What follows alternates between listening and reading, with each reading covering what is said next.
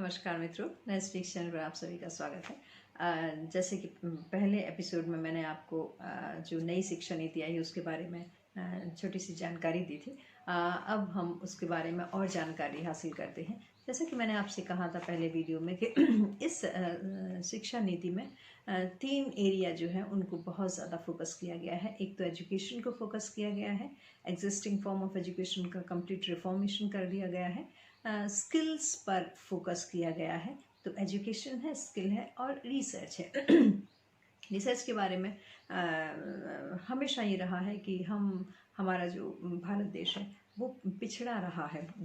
कभी भी किसी टॉप मोस्ट हमारे भारत में इतनी सारी यूनिवर्सिटीज़ हैं, उसके बावजूद भी कभी किसी ऑल ओवर द वर्ल्ड जो 100 टॉप यूनिवर्सिटीज़ हैं, 200 टॉप यूनिवर्सिटीज़ हैं, उसमें कभी भी नंबर नहीं आ सका।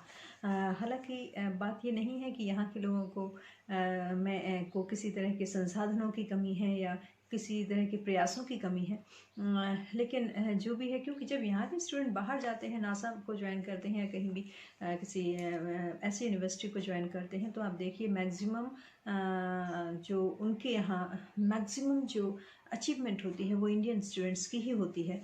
मैक्सिमम पेटेंट्स आप देख सकते हैं, मैक्सिमम रिसर्च डिस्कवरीज आप देख सकते हैं, वो इंडियन स्टूडेंट्स के थ्रू ही होती है।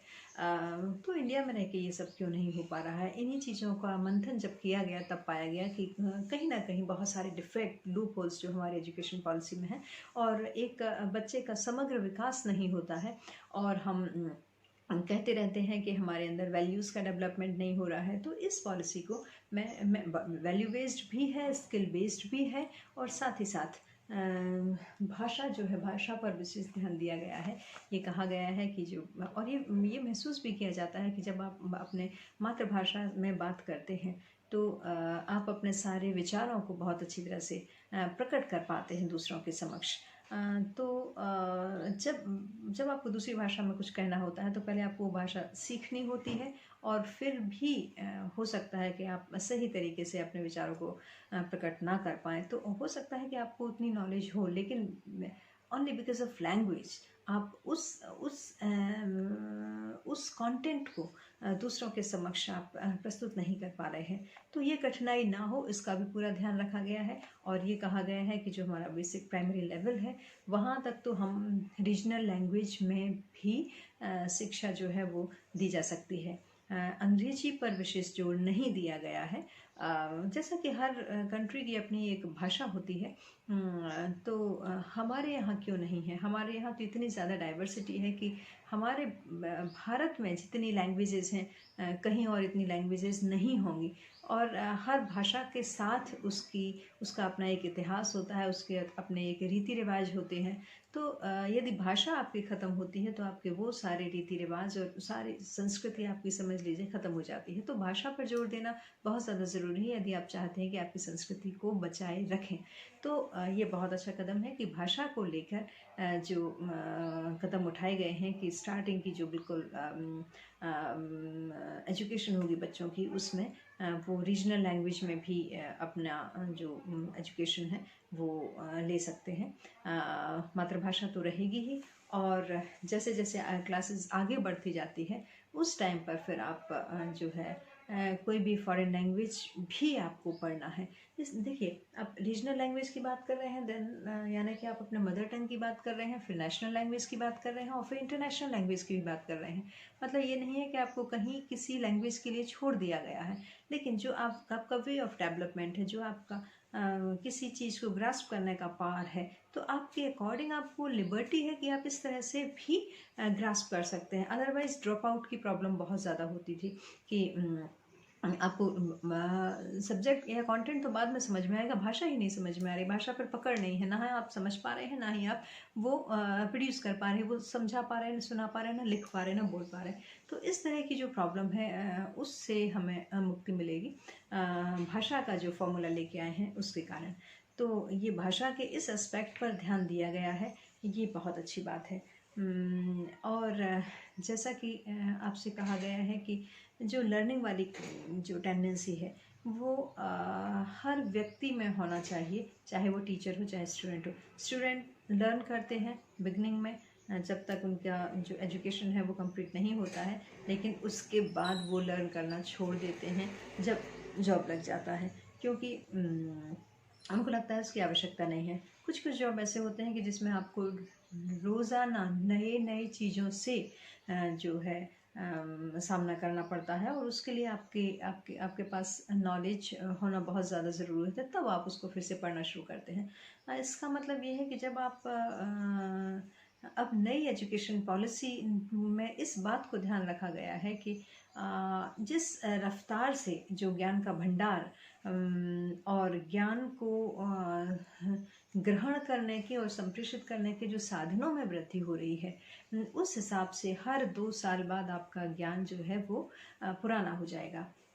तो स्पेशली टेक्निकल नॉलेज, क्योंकि टेक्निकल नॉलेज जो है वो पुरानी हो जाएगी, तो आपको डेफिनेटली नई, कॉर्पोरेट वर्ल्ड वाले जानते ही हैं, आज एक लैंग्वेज सीखते हैं, कुछ सालों उस पर काम होता है, नेक्स्ट जो एक समय आता है, नया जो प्रोजेक्ट आपको मिलता है दूसरी लैंग्वेज पर या दूसरे किसी सॉफ्टवेयर पर आपको काम करना होता है, उसको अपग्रेडेड वर्जन आपको प्रोड्यूस करना होता है।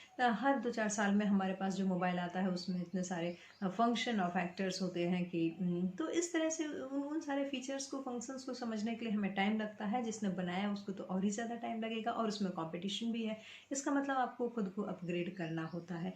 लेकिन अब टीचर को भी अपग्रेड करना होगा खुद को, क्योंकि टीचिंग बाय चांस आपको नहीं मिलेगा। अब टीचिंग के लिए बाकायदा आपको मेहनत करनी होगी, and after getting your job भी आपको अपने आप को अपग्रेड किए रहना होगा, जिसमें टेक्निकल स्किल्स हैं, जिसमें सब्जेक्ट कंटेंट है, एंड वे ऑफ टीचिंग भी बहुत इम्पॉर्टेंट है। तो इन सारी चीज़ों को ध्यान में रखकर, क्योंकि यदि शिक्षा व्यवस्था में कहीं कोई परेशानी है तो उसका बहुत कुछ कारण एक शिक्षक भी होता है। यदि आप एक अच्छे शिक्षक नहीं हैं तो बच्चों से आप एक्सपेक्ट नहीं कर सकते हैं, क्योंकि आपकी जिम्मेदारी होती है एक अच्छे शिक्षक बन के आपको बच्चों को शिक्षा दान करना। और यदि आप उसके लिए मेहनत नहीं कर पा रहे हैं तो आप डेफिनेटली आप बच्चों को जिस तरह से ज्ञान देना चाहिए उतना नहीं दे पा रहे हैं। तो इसलिए इस एजुकेशन पॉलिसी में शिक्षक के लिए स्पेशली बीएड जो एजुकेशन है उस पर बहुत ज़्यादा फोकस किया गया है। और दूसरे जो टेक्निकल सब्जेक्ट में जो शिक्षक रहेंगे, इवन उनके लिए भी ये कहा गया है कि जब एक बार आपका जॉब लग जाएगा, जॉब लगने के बाद उस इंस्टीट्यूट की रिस्पॉन्सिबिलिटी होगी कि आपको ट्रेनिंग प्रोवाइड करें। तो क्योंकि ये ट्रेनिंग एक बार देने से काम नहीं चलेगा, जैसे मैंने आपसे कहा कि अपग्रेडेशन होता ही रहता है, तो हर 1-2 साल बाद आपको इस तरह का जो अपग्रेडेशन जिसकी रिक्वायरमेंट है उस तरह की ट्रेनिंग देने की आवश्यकता होगी। तो इस तरह से आप समझ सकते हैं कि कितने दूरगामी चीज़ों को देखते हुए इस एजुकेशन पॉलिसी में जो नियम बनाए गए हैं, यानी कि आप लोकल की बात करने के साथ साथ ग्लोबल की भी बात कर रहे हैं, क्योंकि ये डिजिटलाइज वर्ल्ड है। और डिजिटलाइज वर्ल्ड में यदि आप सारे दुनिया से कनेक्टेड रहते हैं, वो तभी संभव है जबकि आपके पास ये डिजिटल स्किल्स जो हैं वो उनकी जानकारी आपको हो। तो इसीलिए जो टीचर के सिलेक्शन का पैटर्न भी अब चेंज हो जाएगा। अब सिर्फ ये नहीं रहेगा कि मार्क्स के बेसिस पर आपको जॉब मिल जाएगा, बल्कि आपको अलग अलग तरह की एग्जामिनेशन फेस करना होंगे जो कि बहुत ज़्यादा ज़रूरत है, क्योंकि मार्क्स जो आपने अचीव किए हो सकता ओवरनाइट जो हम बोलते हैं कि आपने सिर्फ उसको क्रेम कर लिया है, याद कर लिया है, मेमोराइज कर लिया है और आपने एग्जामिनेशन दे दिया, आपको मार्क्स अच्छे आ गए। ऐसा अधिकतर कंडीशन में ऐसा होता है, और बाद में आपको ही याद नहीं रहता है कि आपने क्या याद किया था। तो इसलिए यदि आप एप्लीकेशन लेवल पर पढ़ेंगे तो भी आपको याद रह पाएगा। इसलिए ये बहुत ज़्यादा ज़रूरी है कि जब हम टीचर का अपॉइंटमेंट कर रहे हैं तो उस समय